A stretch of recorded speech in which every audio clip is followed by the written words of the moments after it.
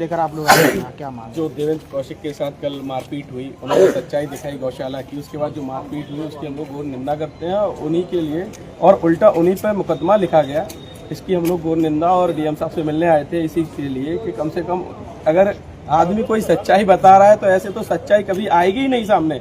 अगर इस तरीके से सबके साथ यही हरकत की जाएगी, प्रशासन के दबाव डालकर एक ईमानदार पत्रकार के साथ जो हरकत हुई है उसकी हम लोग घोर निंदा कर रहे हैं। अगर ये कार्रवाई नहीं होती है तो हम लोग आंदोलन के लिए बाध्य होंगे। ये गौशाला का मामला था, गायों के लेकर आप क्या कहेंगे जो भ्रष्टाचार चल रहा है गौशाला में? जब गणना के साथ 1429 गौवंश थे और शायद जब गणना हुई तो 650 के समथिंग गौवंश आए हैं। ये बड़ा खेल उसमें चल रहा था गौशाला में, और अब जांच रिपोर्ट आने दे क्या होता है उसमें, क्योंकि जांच हर बार गौशाला और अधिकारियों के पक्ष में ही आती है। प्रशासन के ही सब लोग हैं और उन्हीं को जांच करनी है। और इसी के लिए हम लोगों ने कहा है कि अगर गौशाला में आम व्यक्ति नहीं जा सकता है तो फिर क्यों गौशालाएं खोल रखी है। और एक चीज इसीलिए मेन है क्योंकि वहाँ कुछ ना कुछ ऐसा है कि सब लोग ना देख पाए। ताले के अंदर सब गाय हैं, क्या भूसा आ रहा है, भूसे की क्वालिटी खराब आ रही है, साइलेज घास खराब आ रही है, हर चीज में मिलावट आ रही है, आधा दे रहे हैं। इसीलिए वो आम पब्लिक आम लोगों तक ना पहुंचे, इसलिए ये सब चीजें की जा रही हैं। योगी जी की महत्वाकांक्षा योजना है, वो अच्छा चाहते हैं कि गाय बचे, गाय का संरक्षण और संवर्धन, लेकिन यहाँ के जो प्रशासनिक अधिकारी हैं वो उन पर पलीता लगाने का काम कर रहे हैं। क्या सभी गौशाला में ऐसी हालत? अभी तक जितनी सामने आई है उतनी गौशालाओं की स्थिति। और जो मुकदमा देवेंद्र कौशिक जी के ऊपर लगाया गया है, देवेंद्र कौशिक ने लाइव चलाई थी, जो उनके ऊपर छेड़खानी लगाई गई है और गुंडा वगैरह बनाया गया, ये सही मामला है क्या झूठा मामला है? ये सरासर झूठा है। वीडियो में आपने भी देखा, हमने भी देखा, ये झूठा मामला है और साक्षात उस पर उन्हें देखा गया, मारा भी गया, पीटा भी गया, जानबूझ के सचिव के द्वारा। ये पूरी मिली भगत थी, प्रशासनिक सब मिले हैं क्योंकि उन्होंने सीधे उनके पेट पे जो लात मारी है वो क्या है, सीधा पैसा बंद होगा। इसी वजह से ये सब हुआ है कि एक पत्रकार सच्चाई दिखा रहा है। पूरी प्लान जी भाई से बताइए क्या कहना है आपका? जी बता।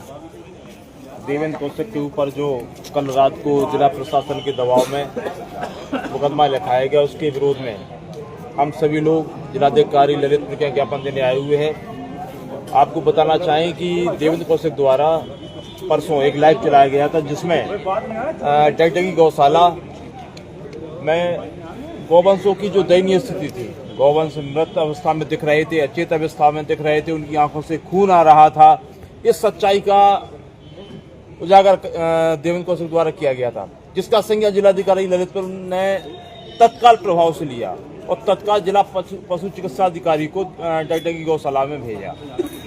और उसके बाद जिला पशु चिकित्सा अधिकारी आकर जिलाधिकारी को बताते हैं कि 1429 गौवंश उस गौशाला में हैं। और उसी दिन जिलाधिकारी महोदय द्वारा सभी गौशालाओं में रिपोर्ट देने के लिए 33 अधिकारियों को नॉमिनेट किया था। उसमें एक डगडगी गौशाला भी थी, जिसमें कल तहसीलदार वहाँ के मड़ौरा के उसके लिए जांच करने गए थे। तो जब जिला पशु चिकित्सा अधिकारी ने 1429 गौवंशों की जिलाधिकारी ललितपुर को झूठी रिपोर्ट दी थी और कल मौके पर मात्र 689 गौवंश वहाँ पर मिले, तो स्पष्ट हो गया था कि एक बहुत बड़ा घोटाला डगडगी गौशाला में चल रहा है, जिससे बचने के लिए वहाँ के सचिव द्वारा और वहाँ के प्रधान द्वारा एक साजिश रची गई कि देवेंद्र कौशिक के लिए मारपीट की जाए और उनके जो साक्ष्य हैं मोबाइल छीनकर उस साक्ष्य को मिटाया जाए। और वहाँ का जो गौतम सचिव है, बाबा साहब भीमराव अम्बेडकर के द्वारा जो अधिकार उनके लिए दिया गया था हरिजन एक्ट का, उसने सबसे ज्यादा दुरुपयोग किया है अपने उस बाबा साहब के द्वारा दिए गए अधिकार का। मैं कड़े शब्दों में उसकी निंदा करता हूँ। जो गौतम सचिव है, गौतम सचिव नंबर 1 का भ्रष्ट। क्या नौकरी वाला व्यक्ति कभी ये एक्ट का उपयोग कर सकते हैं?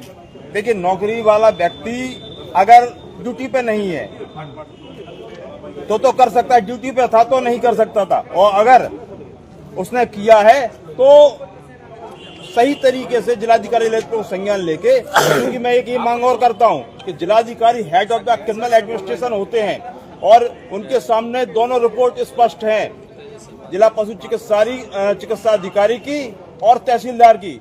एक में 1429, एक में 689। इस प्रकार देवेंद्र कौशिक निर्दोष है। और ये जो वहाँ के भ्रष्ट लोग हैं, प्रधान हो चाहे आपका वो सचिव गौतम हो जिसने ये रिपोर्ट लिखाई है देवेंद्र कौशिक के खिलाफ, उसके विरुद्ध तत्काल क्रॉस FIR होना चाहिए भ्रष्टाचार की।